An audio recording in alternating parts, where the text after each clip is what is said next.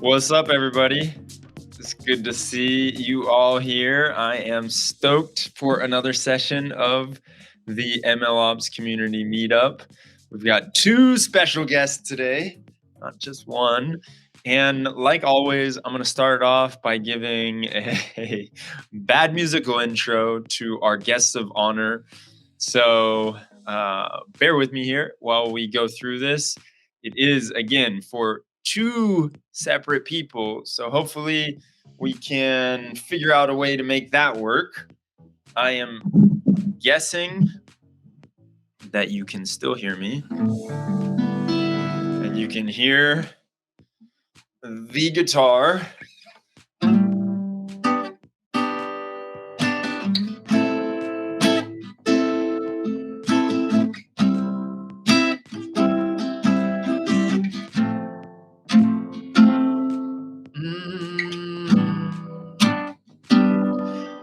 We've got Marouen and Mo joining us today. Mo is a senior consultant working for ML Replay since 2021.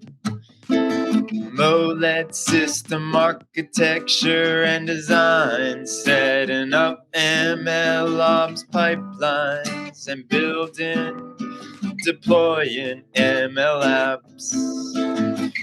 Marouen graduated in 2017 with a degree in software engineering, specializing in intelligent and decision support systems. He's worked for different companies in different industries, and now we've got them both here today with us on the MLOps community meetup.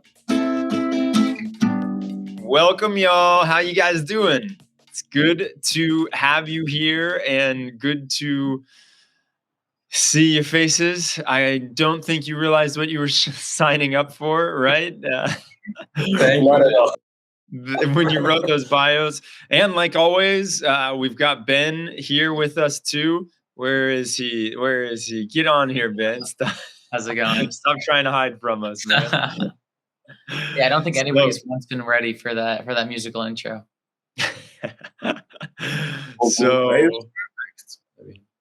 yeah, it's cool, man. I'm excited to hear what you got for us. I know you've got all kinds of great things to present. I'm going to let you take over. There's all kinds of common challenges and lessons learned over the past years while you've been doing MLOps. So I'm going to hand it over to you. Ben and I will jump on screen if there's any questions that pop up from the crowd that's watching.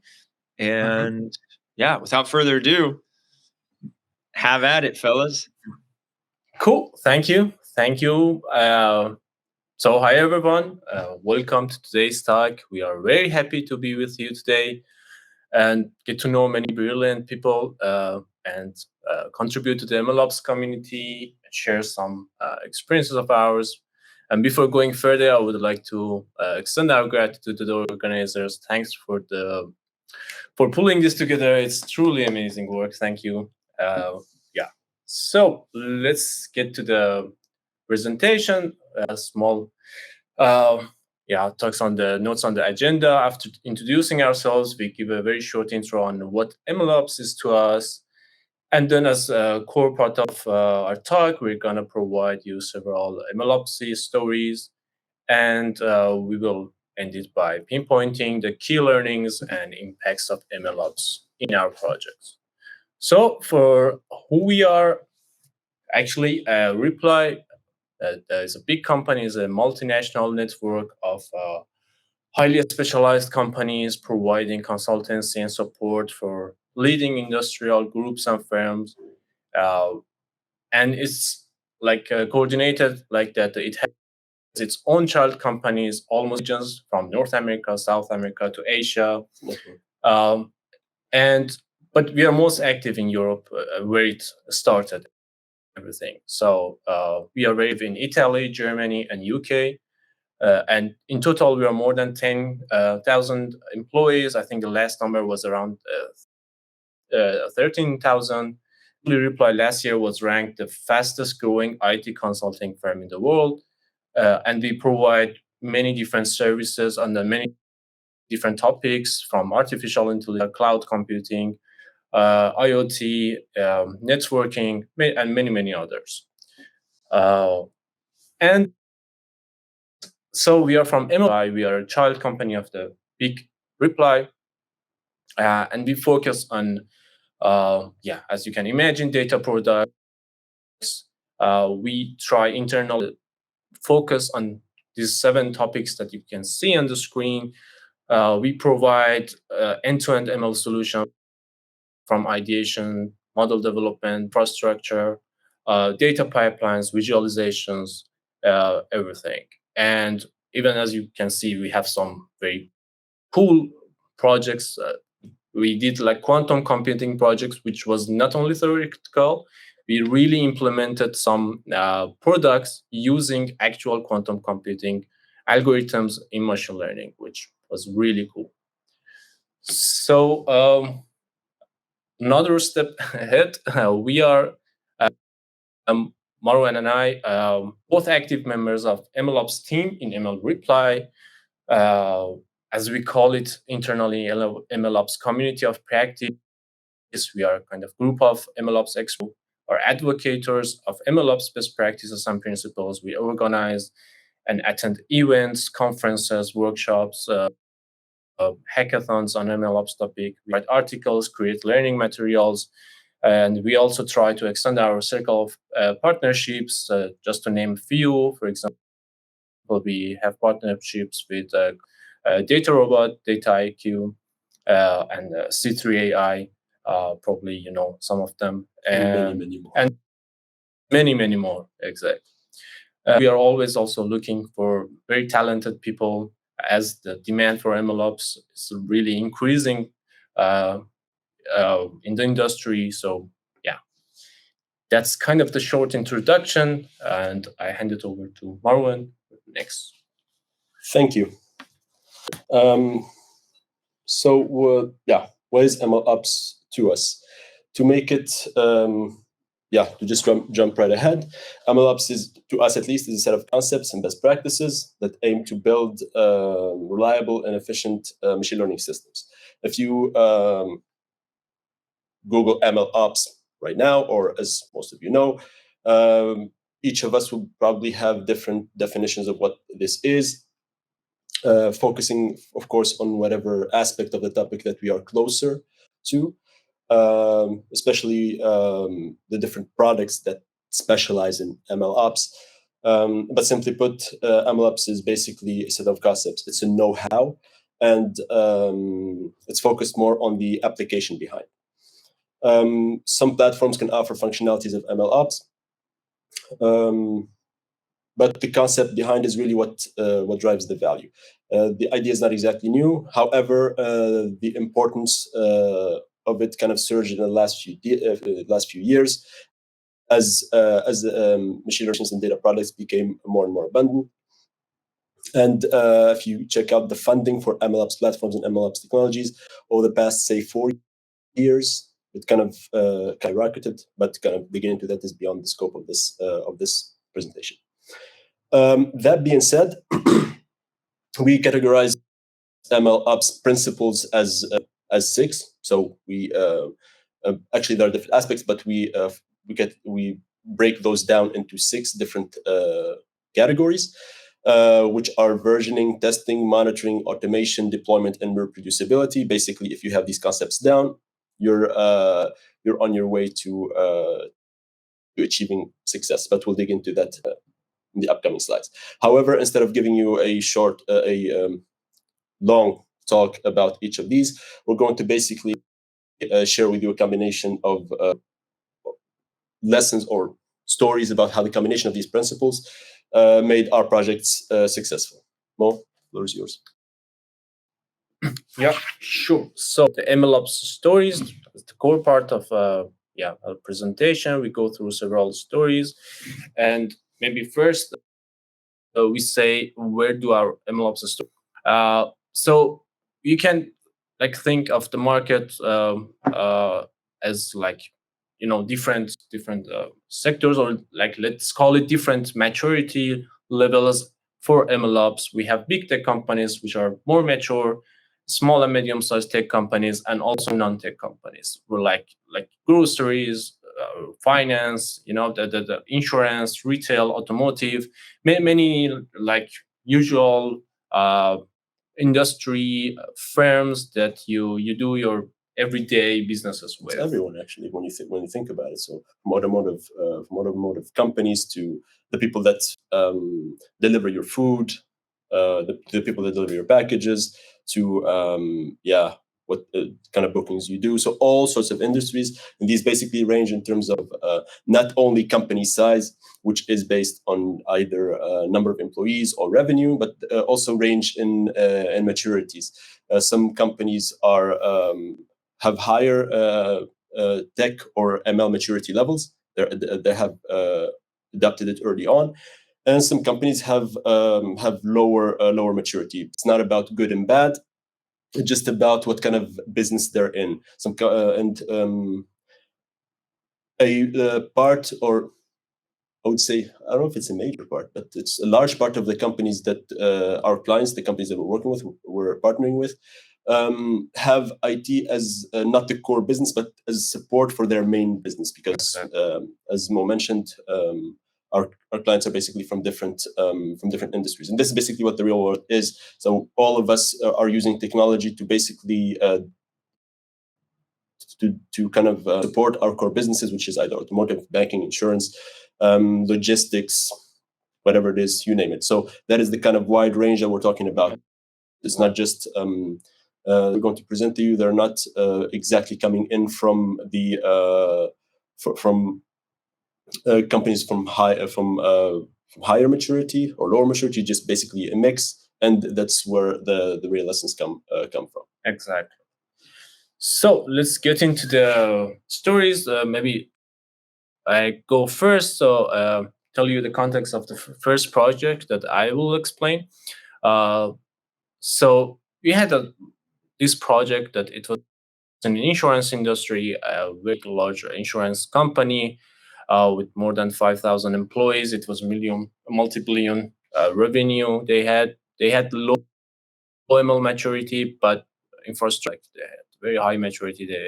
Everything was set up.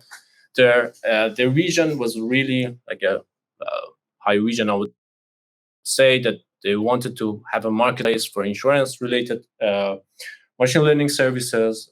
The application was that to apply this machine learning models, like which computer vision on the insurance processes, and to improve it. And already they had around, the end almost.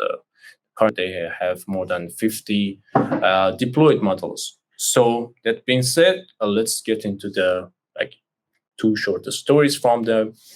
The first thing is about team structure. Maybe you do not expect it.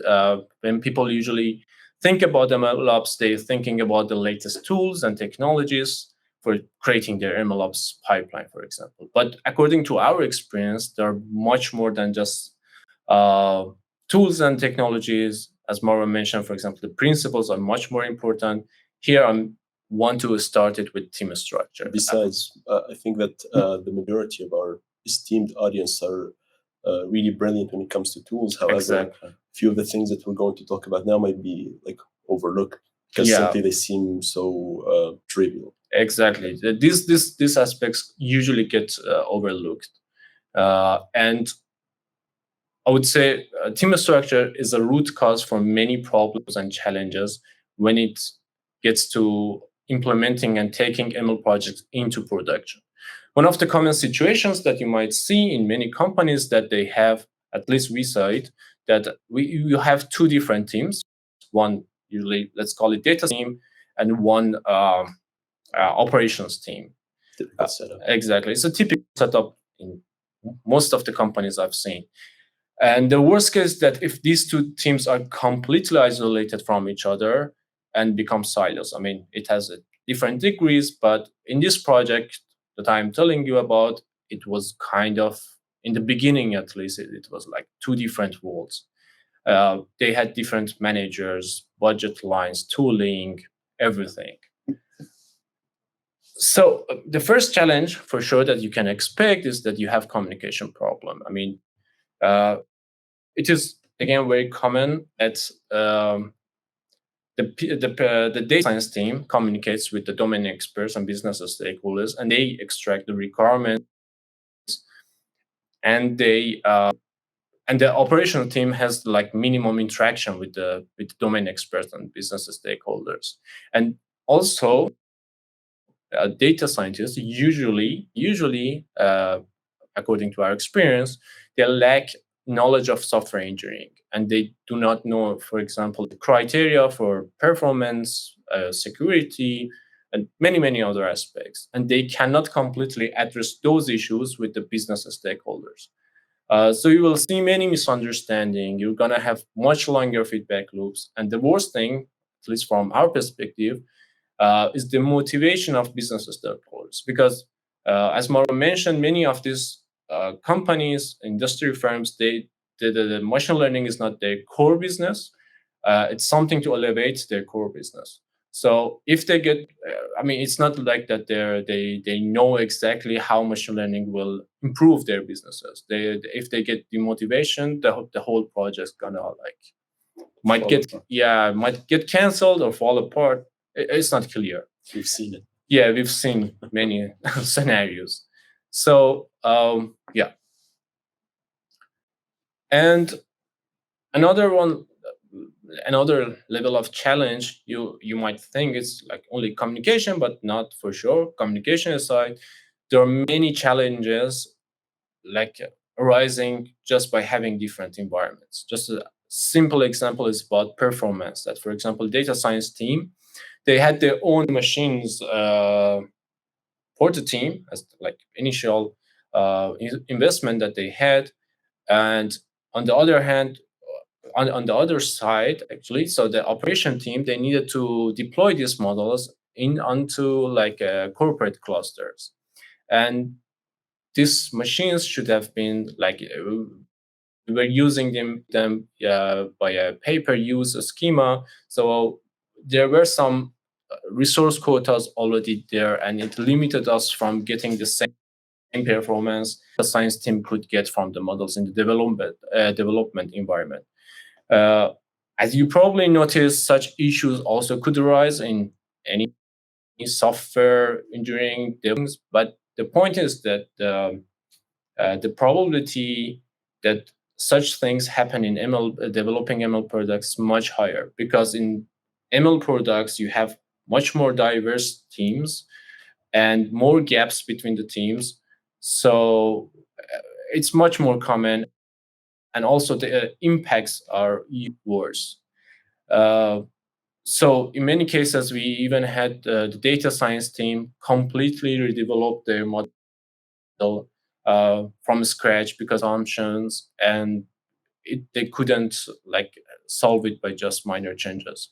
Even we had issues in various small things like versioning. With like data science team, they had their own concept of versioning. The operation team, they had their own versioning system, and they couldn't align completely to each other.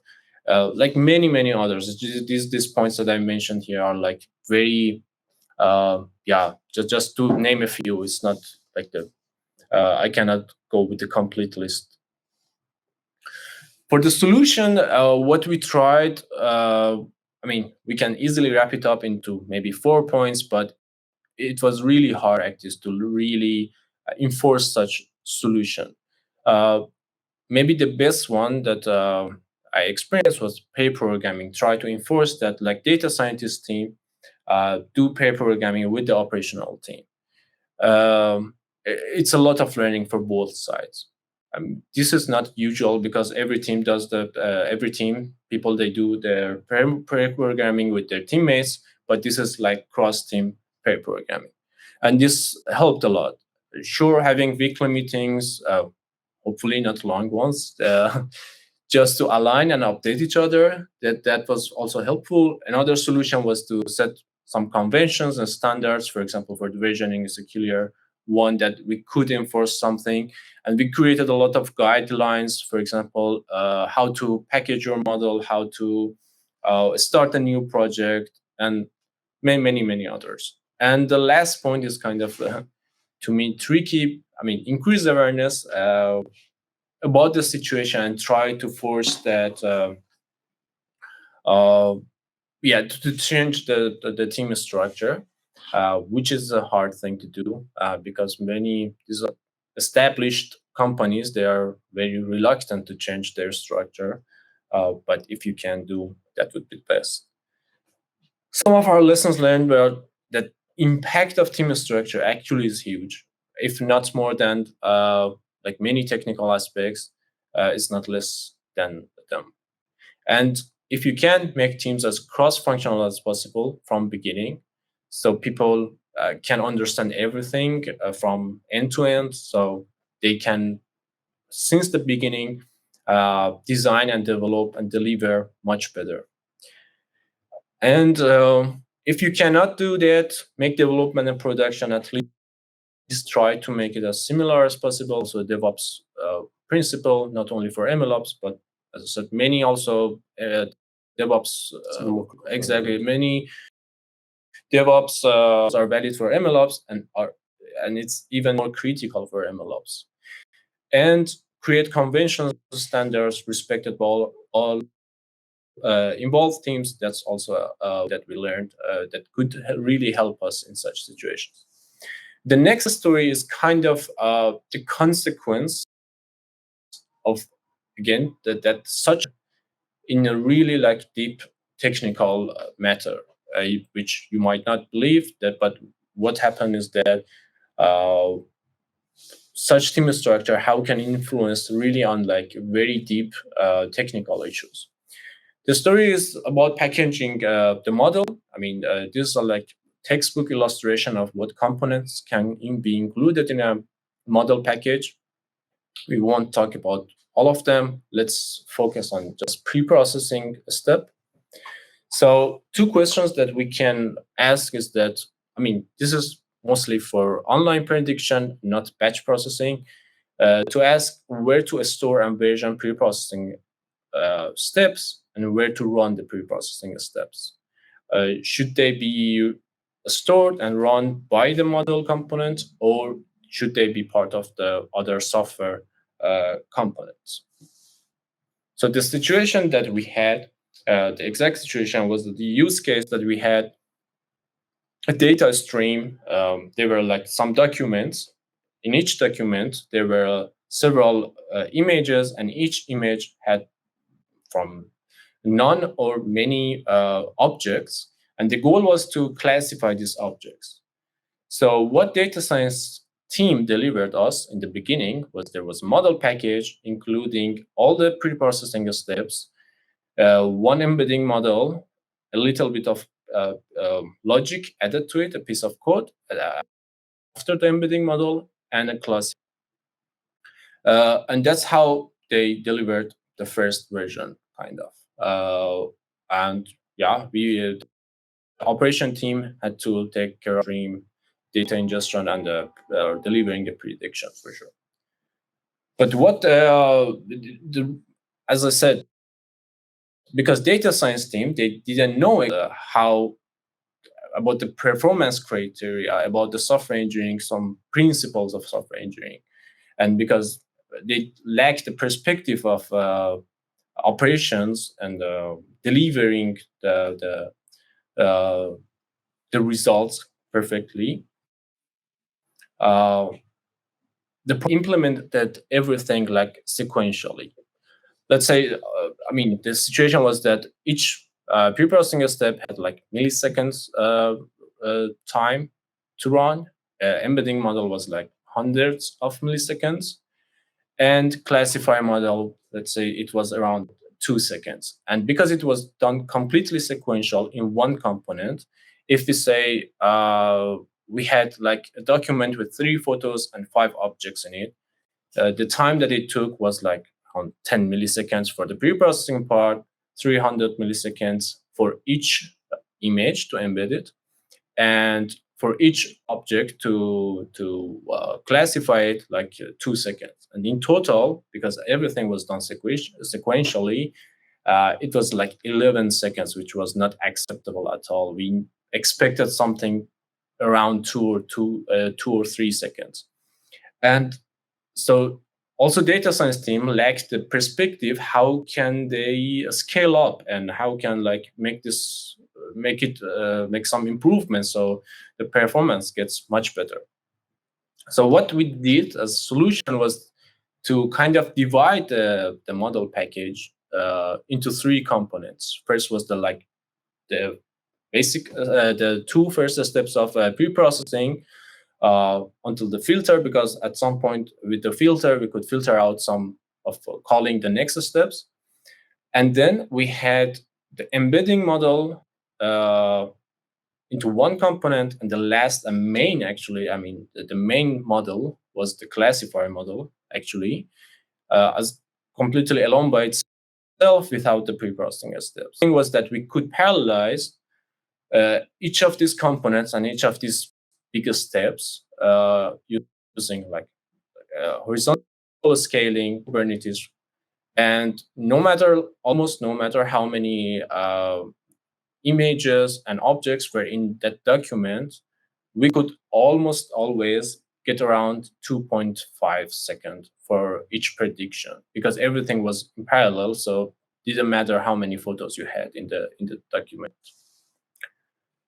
We have a quick question before you move on to the next section, sort of related to this, but I guess more focused on the combining the teams and the cooperation between them that you were speaking about earlier. How do you maintain standards and compliances across those teams if they have different types of rules for compliance?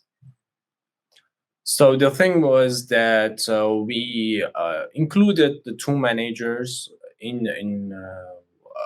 so we talked with 2 managers and we said that, hey, if we want to solve this situation, we need aligned and usually one guideline for 1 set of conventions and standards.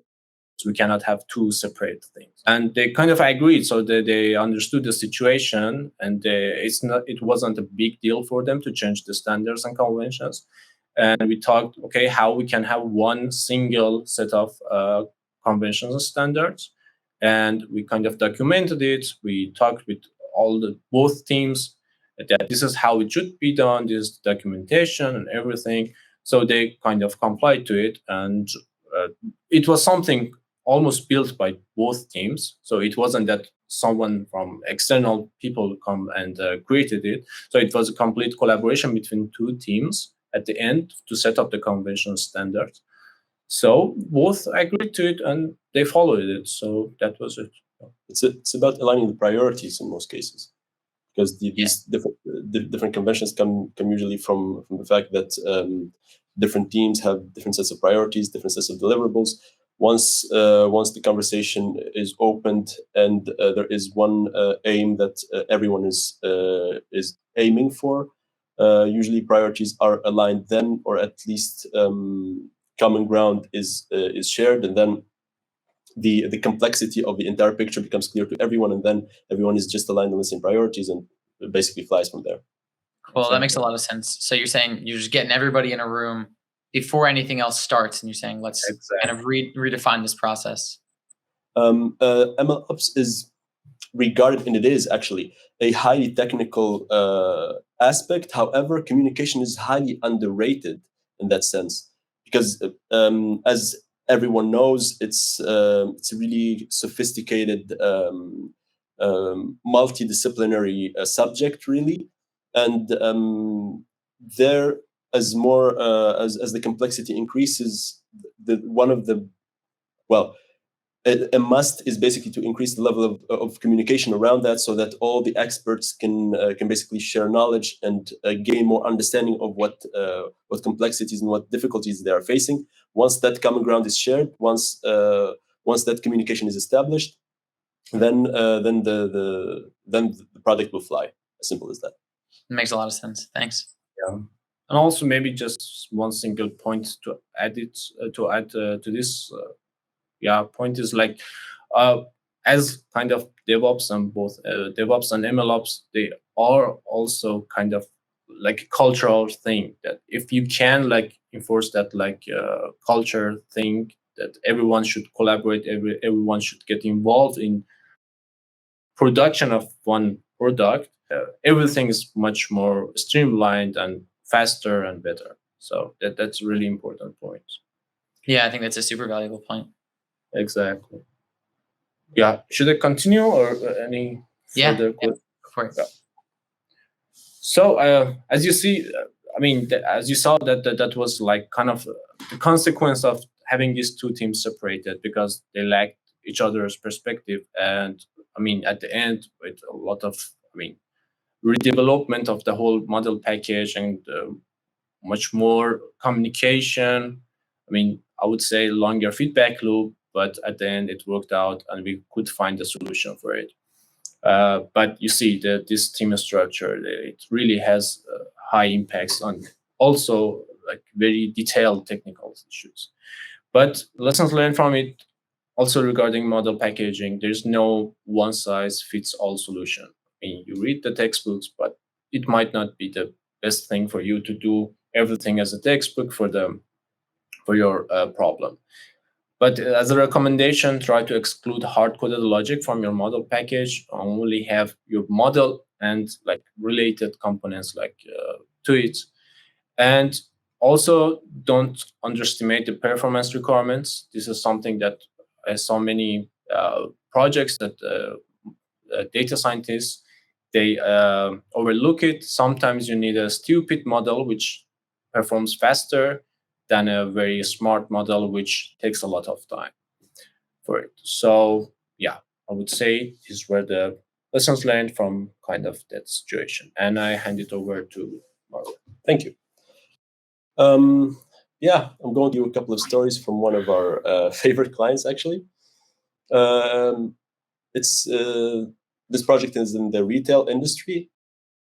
For the particular project today, the vision was to have fully automated routing of customer questions. So even though that our customer was in the retail industry, they have a large base of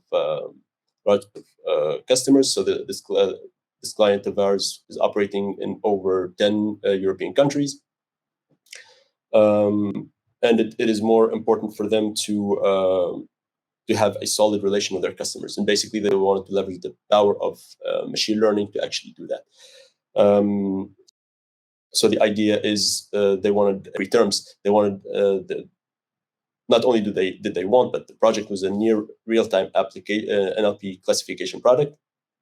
That very successful product actually. The purpose of which, as I mentioned, was the routing of customer questions. The current status is, I think, near 100% of automation. 100%. We're not there yet, but near 100% automation, with responsiveness in minutes down from days.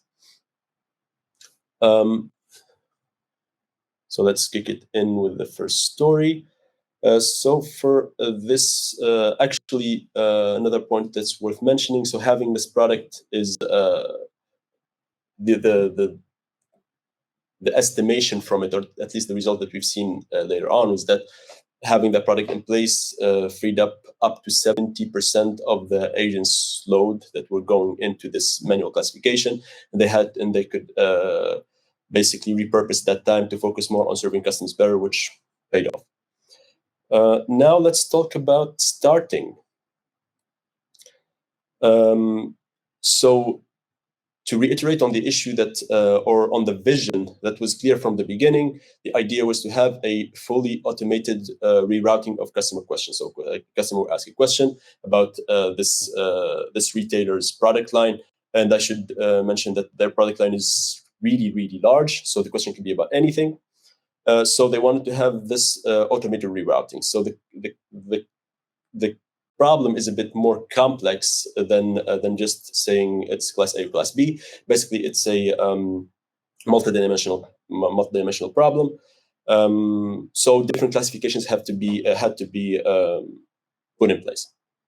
So the status quo in the beginning was the easiest part was to establish these models for this classification. So some models were trained, so the data was there. Some models were trained, and the performance was actually pretty good.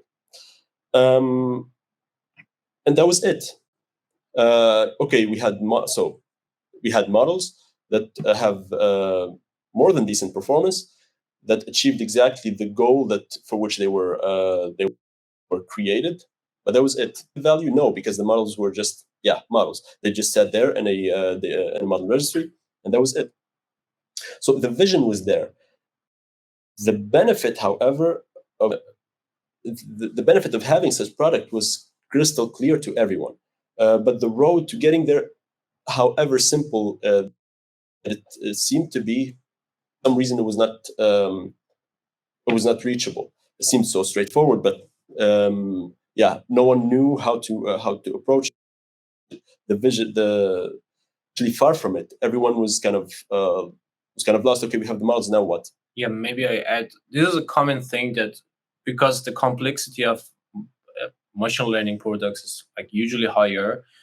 You see many projects that they have model, but the big picture is so complex for them to integrate that modeling system that they just stop there. So it's a model and it's like there for 6 months and no one knows how to get it to really like the production and an integrated system where it like actually delivers the value.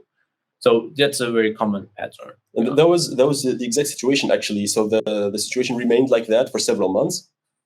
Just the project was stuck in that phase. So the issue, as Mo just mentioned, that the vision for the product, as beneficial that it was overwhelmingly big and complex. And the farthest that the team got was basically to build models, and that's what happened. So as MLOps experts, the first thing that we started with was to or not the first thing that we started with, but our idea or our idea of a product is basically something in production that is delivering value, not just models. So that is exactly what we focused on. Usually, when we think of a path of a product, or at least from turning that idea into reality, we think that the path getting there is just kind of linear, step by step by step. There you go. You train your models. You're kind of halfway or more there, and then that is it. However, it's a bit. We came to notice that it's a bit more. I wouldn't say difficult, but it's different. Yeah, that's not how it you usually works. cannot expect the linear way Exactly. to getting there.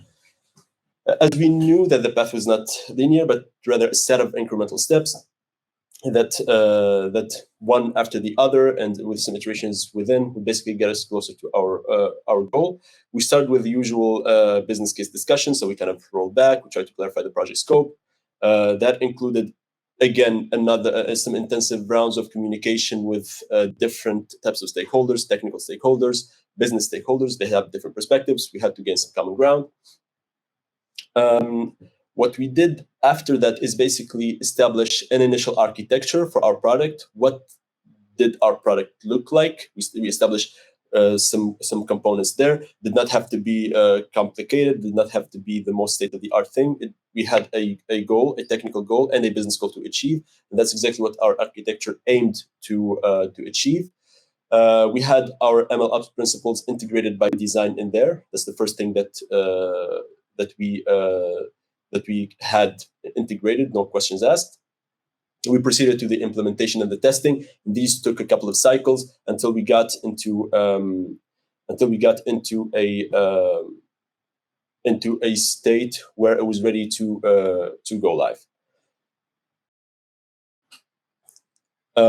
This kind of an idea. This is a simplified progression of the architecture that we had. As you can see, we added to the components incrementally, step by step. Just to kind of show you how our approach was. So MLOps is inherently complex, and by the way, if this complexity is not clear, you might not have the bigger picture. But no matter how complex it is important to start with simple components, then add them step by step. And do not forget about the principles. We're going to circle back to that later. And start small, do things right, build up gradually, and you will certainly deliver a successful ML product. Maybe a small point, just may highlight here that how things in production is different. We even had monitoring system before our CI/CD, which is like, I would say it's not usual or intuitive, because it was really important to just get it first, even manually, to production, have something running, monitor it, and see if it delivers value, and then okay, let's make our processes better. Let's have a CI/CD in place. So that's how priority changes if you want to take things into production. That's an incremental approach. It depends on the value that each step or each principle deliver. The idea is basically by the end to have all principles in there. However, you need to start somewhere. Again, it is complex, different components, different services. However, you have to start somewhere, start simple, put the first components in, have your integrated there by design, and then iterate on that, and you'll certainly get to where you want to get at the end.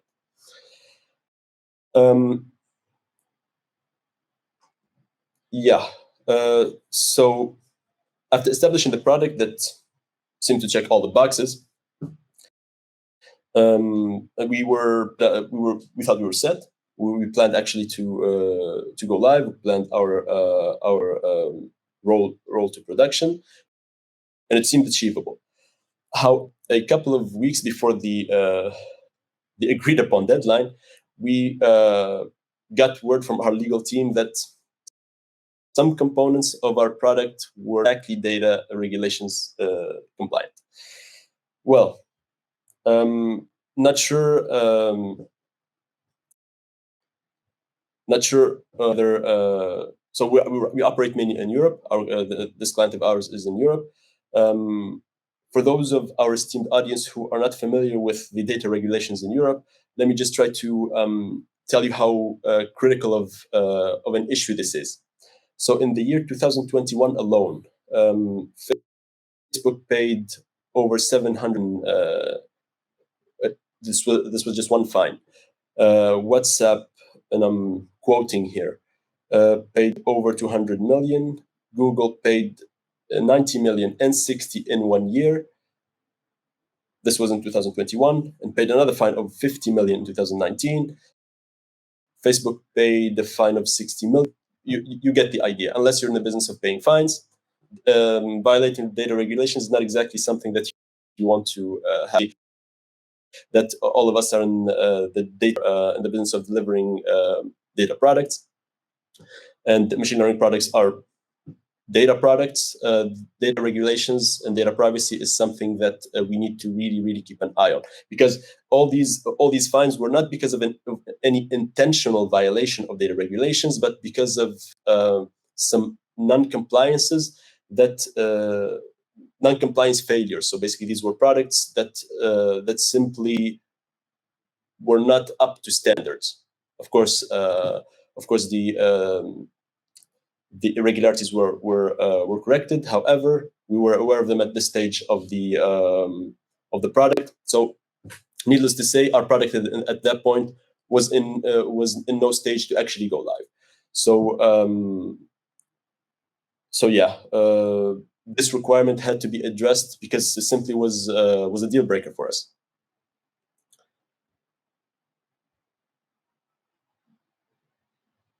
Thanks to our approach of having a decoupled architecture, the one that I mentioned at the beginning was actually our second step. We were able to easily identify which components of our architecture. What you're seeing now is basically a simplified version of that, but the real one is slightly more complex. We were able to identify in our architecture which components were violating these regulations. Once identified, we were able to kind of design the fixes to make these components data privacy compliant. Of course, I rambled on about machine learning MLOps principles.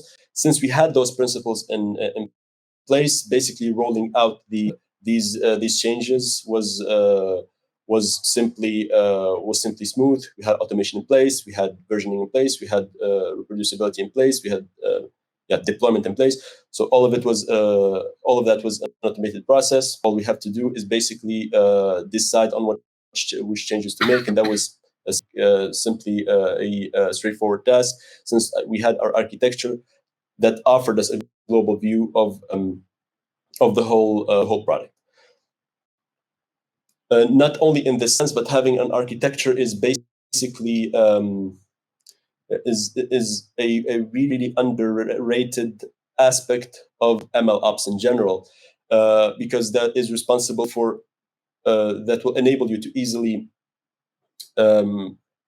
design and implement and make changes to your current product, to easily plan for upgrades for next generation of products. The project that I'm talking to you about, and we'll dive into in the next slides. We are currently about to deliver the third generation of the product with no downtime whatsoever. We won't have been able to do that if we didn't have an initial decoupled architecture with MLOps principles designed, integrated there by design, that we had from the start. And we're committed to that, and every single change that had to be done was to be done in accordance to that architecture. And that basically is is really overlooked and underrated key learning that would basically contribute to the success of your product. So to kind of make a long story short here, start simple, but it is important to start. You need to think about the bigger picture. However, start small. There's no reason to actually start with the most complicated, with a full vision. Start step by step and go incrementally. Focus on your architecture. Again, I cannot repeat this enough. Focus on your architecture, and depending on which area you're operating in, or where your product is deployed, please pay attention to data regulation, because that could be a showstopper sometimes. Now, as I talked a lot about principles, let me share with you a story regarding the environment in which we had our product. Situation was the following: we had different teams collaborating on the same set of resources. We use AWS as our cloud provider. I'm sure for most of our audience, this is not an atypical situation.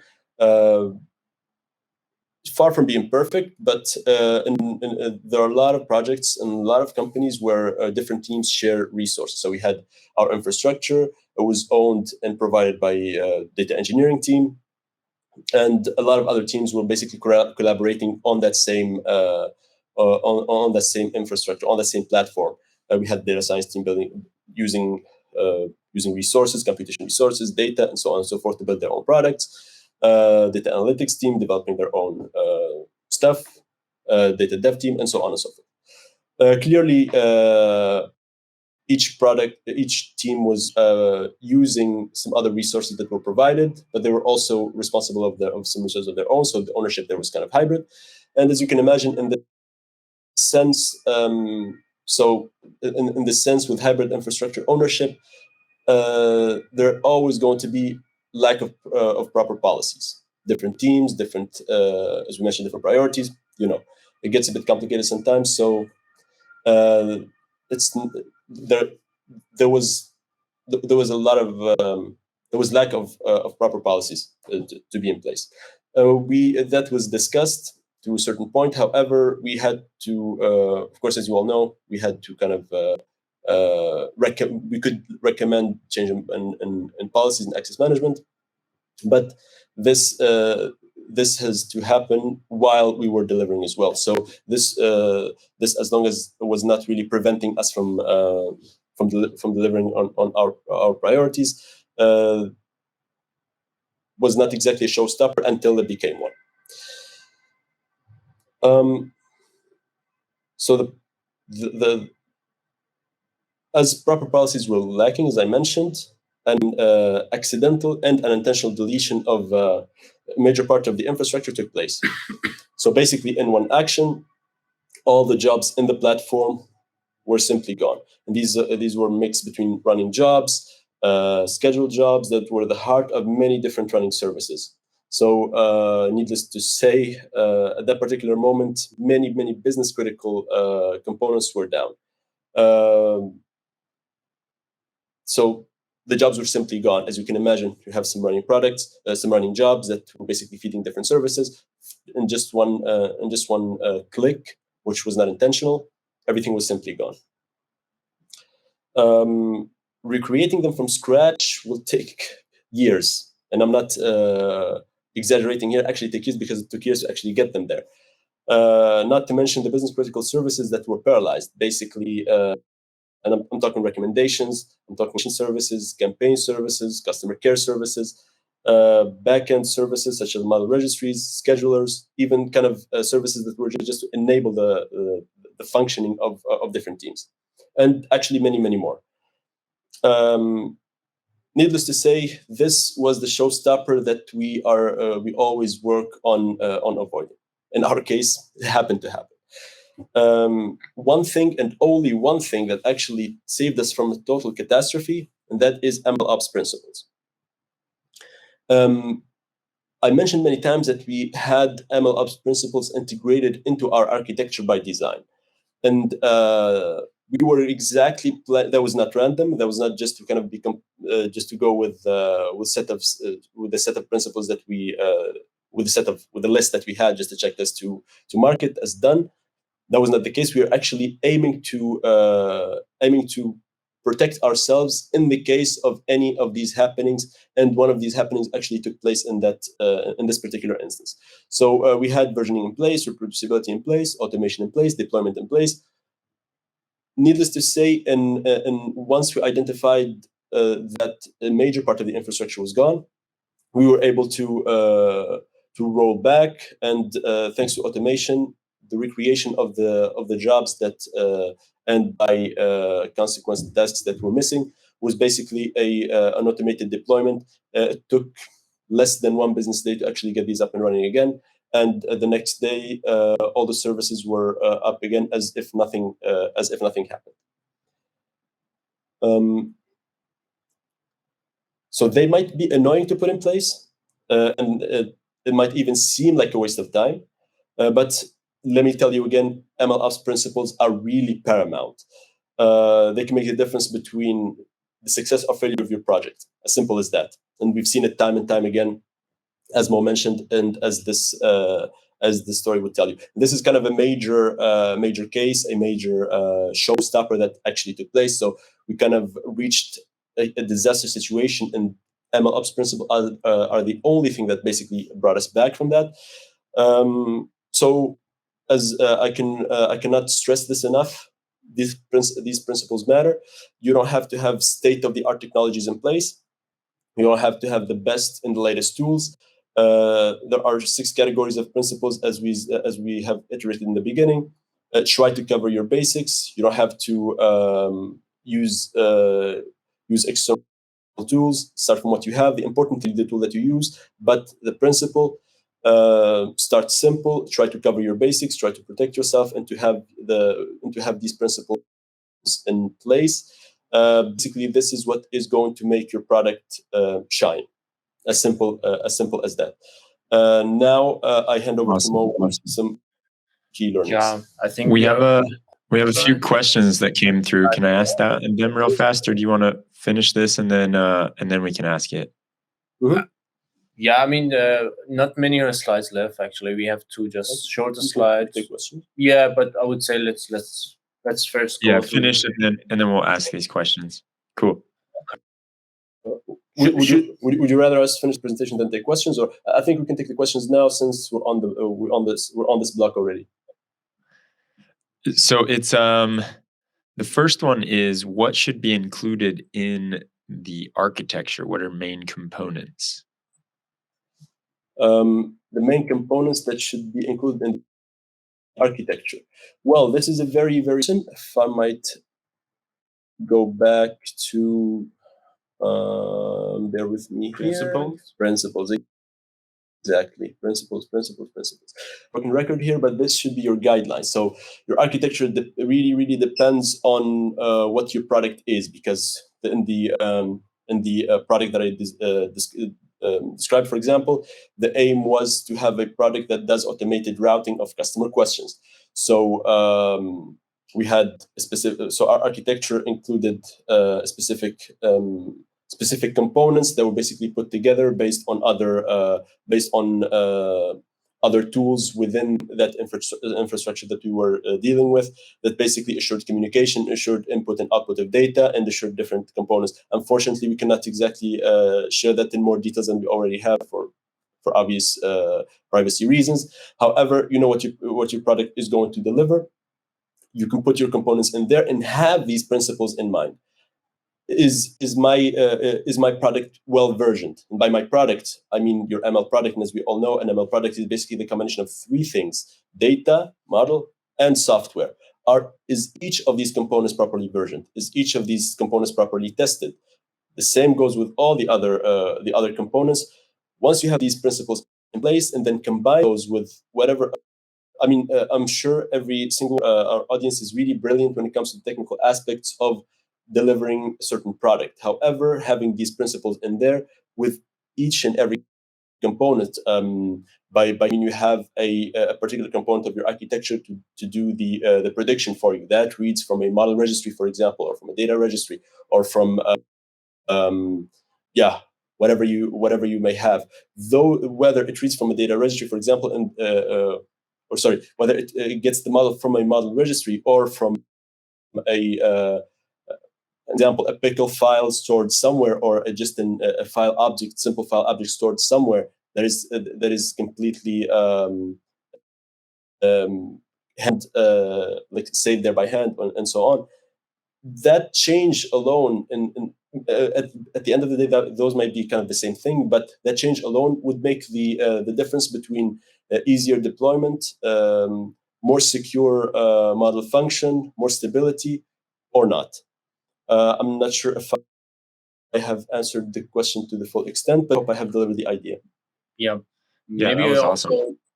Also add a small point. So one of the things that maybe is overlooked is like machine learning products, like they're inherently software products, and usually the software engineering aspect could be overlooked. So like some like principles and rules from software engineering, like having your components all in this principle, as Marouen perfectly explained, but your components, how to deliver this stuff, like they should be decoupled. You have the modularity, you have decoupled logics, you have all these principles of software engineering that are really important. For example, in this case of situation that the data regulation thing that happened, if there was no decoupling of the components and like in the architecture and in the whole system, you couldn't like